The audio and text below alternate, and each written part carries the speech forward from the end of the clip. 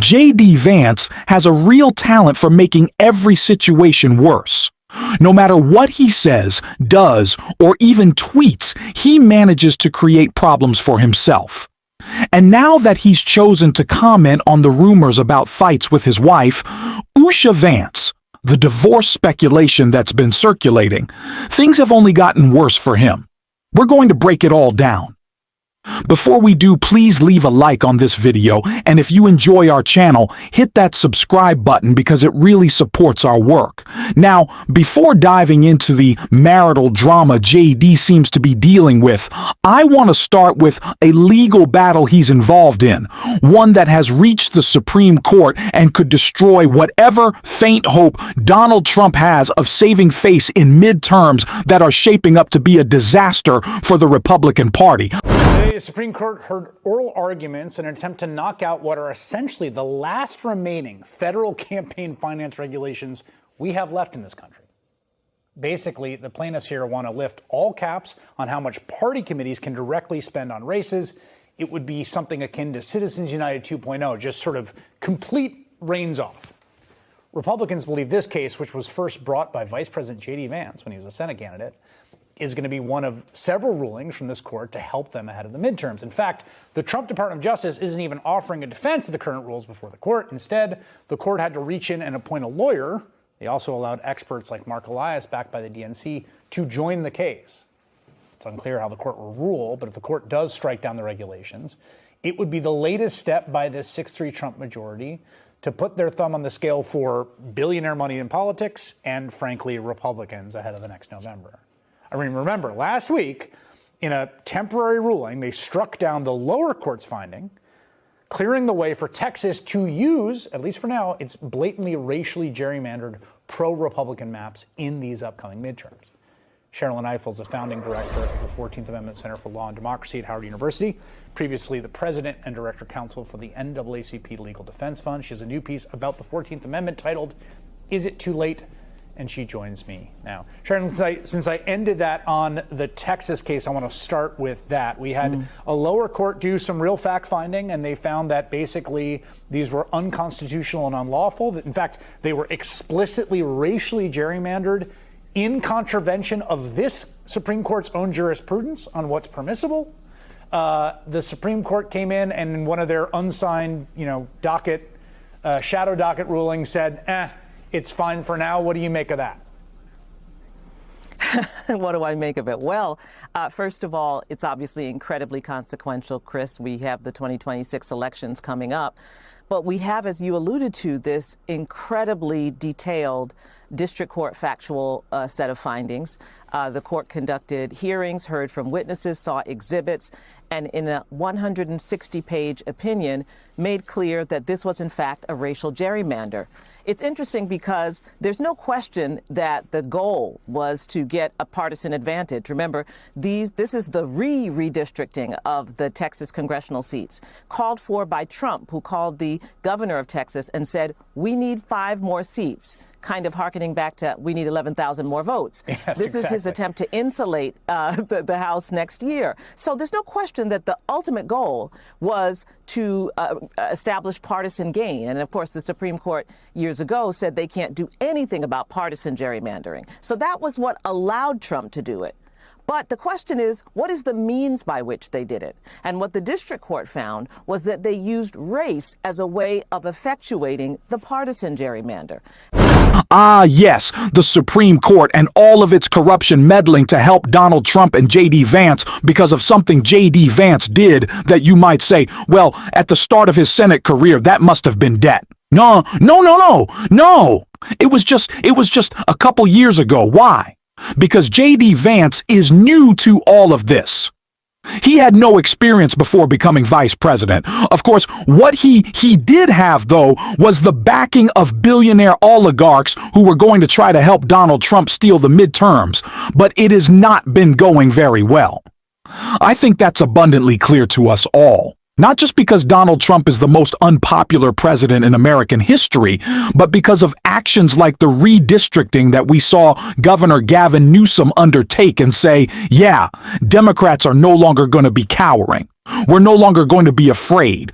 We are going to go on the offensive. And it's what we have needed to do in so many different ways. And one of them is in calling out not just J.D. Vance, but his spouse. I really do believe that. There's some people who may say, well, Usha is off limits. Blink if you need us to save us, if you want a divorce. But she has co-signed everything that J.D. Vance has done. She has supported it. And as Vance has mocked her, she said nothing. It's just the truth of what's happened. And so when I see the fights, when I see the spats, when I see her not wearing a ring and the divorce rumors popping up, I don't have a problem with it. I'm happy to fan the flames. And it seems like JD is as well, because that's what he did in a post that backfired. Vance addresses claims he and Usha got into restaurant blow-up. J.D. Vance has spoken out about the viral photo of him supposedly berating his wife Usha. The vice president, 41, shut down rumors of trouble in paradise after social media was set buzz by what appeared to be an AI-generated photo of him chiding the second lady. The image showed a man clad in a white t-shirt with his forehead knotted in frustration as he spoke to a woman in black with her head facing a restaurant table. I always wear an undershirt when I go out in public to have a fight loudly with my wife, Vance wrote in a sarcastic X post on Tuesday. The photo began circulating over the weekend after Thomas Clay Jr., an influencer who says he busts Republicans' dumb asses on the Daily, shared it in a Facebook post that garnered thousands of likes and comments. Looks like things are not good in Republican Stan, he wrote. Usha is a liberal. Always has been. Apparently they were having an argument loud enough to hear in the quiet restaurant. Why is he wearing a t-shirt? He asked Vance. The image quickly caught fire with social media users across several platforms chiming in. Online AI image detectors, however, found that it was likely fabricated. Many people took this image seriously given the rumored fights between J.D. Vance and Usha. But a quick Google search, J.D. Vance, Usha Vance fight, shows no recent reporting. Sure, there have been past blow-ups, but nothing documented now. So why did Vance feel the need to post about it? AI-generated images and videos are everywhere, even of public figures, and people often turn clips from this show into AI content, sometimes using Rick Wilson's likeness. Rick has even called out YouTube for failing to regulate AI properly, which this administration opposes. J.D. Vance chiming in isn't about the AI images. He doesn't address silly depictions like wearing a spinny hat or holding a lollipop. Instead, it seems he wants to signal that there might be tension between him and Usha, something everyone can see. Deep down, he likely enjoys the attention, particularly because of his ties to Turning Point USA and the appearance of being the GOP frontrunner. Any minor conflict that keeps him in the spotlight feeds his 2028 ambitions, even as his position weakens. Meanwhile, potential presidential contender Andy Basher continues criticizing this administration for its repeated failures, as we saw right here. Let me give you just a sense of some of the things he said, and for our audience, too, who hopefully didn't watch an hour-and-a-half-long speech. He claimed he was bringing prices down, that wages are higher, that things are better now than a year ago. And earlier today, and you may have seen this, he gave himself an A++++ on the economy. Now, you are the perfect person to talk to about this because you've been the governor of Kentucky for the past 6 years. You've seen everything in terms of the impacts of economic policies. What do you make of all those claims? Well, I'd say that Donald Trump was engaged in great inflation, just like you just said, and that he deserves somewhere between a C- and an F in this country. His tariff policy is causing prices to go up on everything.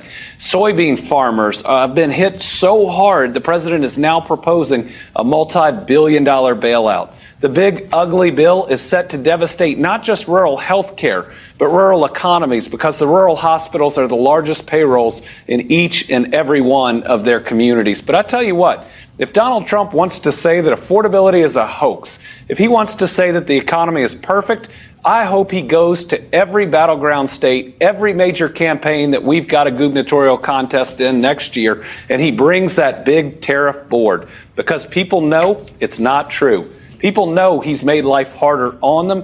And if he wants to get out there and be that out of touch with reality, I hope he'll do it. Yeah, there you go. Some advice for Donald Trump there. I mean, he also said in his speech, to your point on tariffs, that his favorite word is tariff, if you can believe it. He said that in his speech. And as you just noted, I mean, and then he also said that he just helped our farmers out because they're starting to do really well. Now, as you know, and you've experienced in your state, I mean, in reality, farmers are suffering, as you just said, so much so that the Trump administration had to use $12 billion in taxpayer dollars to bail them out again. It reminds me a lot, but I'd love to know, you live this, what you think. It seems to me like the arsonists taking credit for trying to put out the fire here. I mean, they created this problem, but how do you see it? And how are the farmers in your state experiencing his policies? Well, Trump's favorite word isn't tariffs, it's Trump, and that's his problem.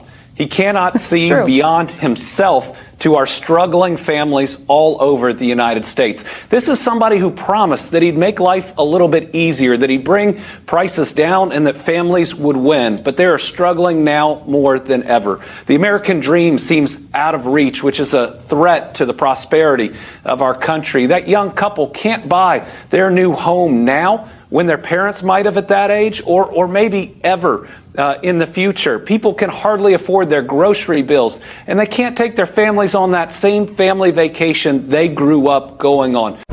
Andy Basher doesn't just call out Donald Trump and J.D. Vance for the broken promises of this administration.